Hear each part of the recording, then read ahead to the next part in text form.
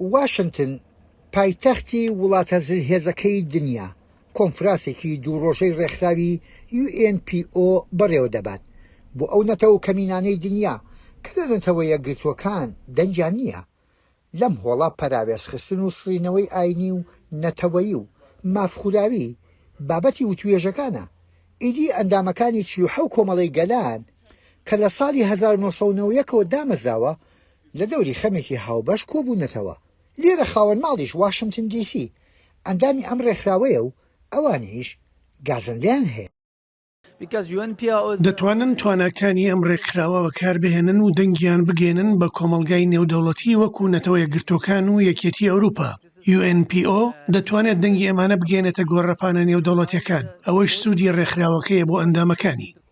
بۆ دەبێت واشنگتن دیسی ئەندامی ئەم ڕێکخراوە بێت. ڕەنگە بەلاشتەوە سەیر بێت. ئاخر ناوچەی کۆلۆمبیا هاوشێوەی دورگەی گوام و شوێنی دی لە ئەمریکا لە ئەنجومەنی پیران و کۆنگرێزدا مافی دەنگدانیان نییە. دەخوازن دەنجیان بە ئەمریکا و جیهانیش بگات. خەڵکی واشنگتن دیسی دوو ئەندامی ئەنجومەنی پیران و کۆنگرێزمانێک هەڵدەبژێرن وەلی لە پرۆسەی دەنگدان دەنجیان نییە. هەر بۆیە بە سیناتۆرەکەشان دەڵێن شادۆ سیناتۆر. بەڵێ سەرت دەسوڕمێت تەنانە زۆرێک لە ئەمریکەکان نازانن کە ئەو جیاوازیە لەگەڵ واشنگتن ناکرێت. ئێمە پایتەختی ئەمریکاین، بەڵام ئێمە یەکێک نین لەو 50 ویلایەتە ئەمریکا بۆ کارە ئێمە هەمان مافمان نییە وەکو ئەمریکەکانی دیکە لەبەرەوە چوونەتە ناو ڕێکخراوی UNPO. ململانەکەمان جیاوازترە لە چاو خەڵکی کوردستان یاخود ناوچەی دیکە لە هەمان کادا لە زۆر ڕۆوە هاوشێوەیە کاتێک یەکسان نەبێت لە حکوومەتی نیشتیمانیدا سەرڕایەوەی کە حکوومەتەکەش دیموکراسی بێت پێویستە هەمووان کار بکەین بۆ هێنانەکایی یەکسانی لە ماف و چەسپاندنی دیموکراسیەت. لەم کۆنفرانسە نێودەوڵەتیەی واشنگتن کوردیش بەشدار بوون.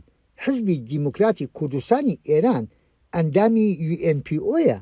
ڕۆژگارێک هەردوو حزبی گەورەی هەرێمی کوردستانیش پارتی دیموکرات و یەکێتی نیشتیمانی ئەندام بوون کە ئێستا لە قەوارەیەکی فیدراڵیدان. تۆ بڵێ ئەو ڕۆژە بۆ کوردی ئێرانیش هاوشێوەی بەلوچستان و کەمایەتەکانی دیکەی ئێران نزیک بێتەوە؟ بەستراوەیەکی سیاسی هەیە، نەتۆرگێکی گەورەی سیاسی هەیە کە ئەم ڕێکخراوە توانیوەتی لە ماوەی 30 ساڵی پێشوودا دروستی بکە و لەم ڕێگایەوە ئەمکانی ئەوە هەیە کە دەستمان بە زۆر شوێن ڕابگا کە وەکو دیگەر احتمالی ئەمکانی نەبێ بۆمان بتوانین ئیسفادەی لێ بکەین.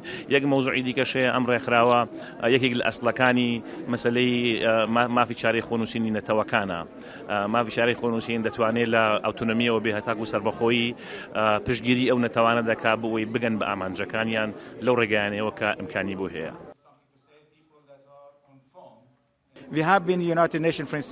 ئەوەی ڕوویدا واکرانەتەوە یەکگرتوەکان بزانن کاتێک ڕژیمی ئێران کەسێکی بەلوچی لەسەر سنوور کوشت، ئێمە ڕێکخراوی بەلوچستان بۆ مافی مرۆڤ لە ڕێگای UNPOوە نەتەوە یەکگرتوەکانمان تێگەیان.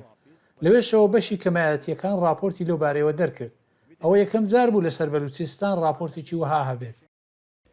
مافخواردن و نایەکسانی و زەوتکردنی ئازادیەکان دڵڕەقی دەوڵەتان لە کەمینەکان، خواستی توانەوەی ئەتنی و ئاینی و نەژادی زۆربەی دنیای گرتووەتەوە. نوێنەری کەتەلۆنیای ئیسپانیا لە دڵی ئەوروپاوە وەک خۆی باز لە ستەمەکانی دیموکراسی لیبراڵەکات. The non-respect for self-determination happens also in liberal democracies and in the core of the European Union. ڕێزنەگرتن لە چارەی خۆنووسین و هەروەها لە دیموکراسیە لیبراڵەکان و لە ناوجەرگەی یەکێتی ئەوروپادا هەیە. لەگەڵ سەرکوتکردنی ئیسپانیا بۆ ڕیفراندۆمی چارەی خۆنووسینی کەتەلۆنیا لە ساڵی 2017دا ڕوویدا بە تاوانبارکردن و بە ئیدانەکردنی سەرکردە سیاسیەکانی ئەوانەی وەک من ئەنجومەنی نەتەوەی کەتەلۆنیا بە سزایی 9 تا 13 ساڵ زیندانی کران. ئێستا ئەو زیندانیە سیاسیانە لێبوردنیان لێکراوە، بەڵام هێشتا ئیسپانیادان بە مافی چارەی خۆنووسین بۆ خەڵقی کەتەلۆنیا نانێت. بۆیە تێدەکۆشین ئەو مافە کاریگەر بکەین و بتوانین بە تەواوی پیادەی بکەین و سربەخۆیی بکەینە واقعێک بۆ خەڵقی کەتەلۆنیا ئەوەی پێی رازی. ئەوەی لێرەدان خوازیاری خەونێکی گەورەن کۆبوونەوە لەژێر ڕەشماڵی یەک وڵاتدا مافخورانی تیان دەبێت.